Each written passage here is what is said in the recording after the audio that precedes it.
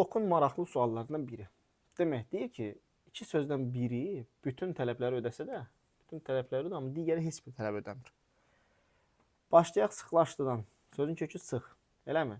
Lan, laş adların üzərinə artırılır. Deməli, bu sözün kökü feil deyil, digər məna tayı feildir. Feillə amonimdir, bu doğrudur. Başqa sözlə eyni köklü ola bilər. Bəli, bir də şey artırarsan, adların üzərinə artırılan şəkilçi artırarsan, sıxlıq məsələn.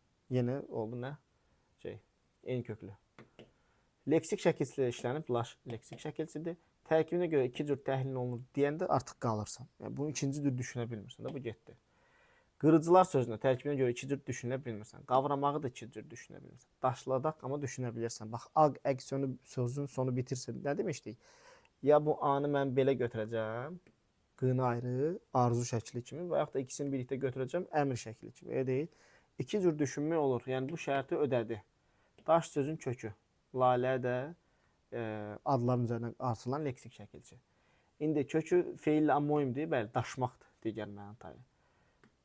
Daşlaşmaq desəm, eyni köklü olacaqmı? Olacaq. Leksik şəkilçi işlənib, işlənib. Tərkibinə görə təhlil iki cür düşünülə bilir, düşünülə bilir. Amma dağıntı sözü sadədir, heç bir şərti artıq ödəmir. Yəni, kökü feillə amonimdir, kökün özü sözdür. Bu da feillə amonim deyil. Başqa sözlə eyni köklü ola bilər, ola bilməz. Eyni köklü olması üçün mütləq leksik şəkilçi olmaq lazımdır. Mütləq söz düzəltmə olmalıdır, amma sadə sözdür. Leksik şəkilçi işlənməyib, iki cürdə düşünülə bilmir. Yəni cavabın olacaq D variantı.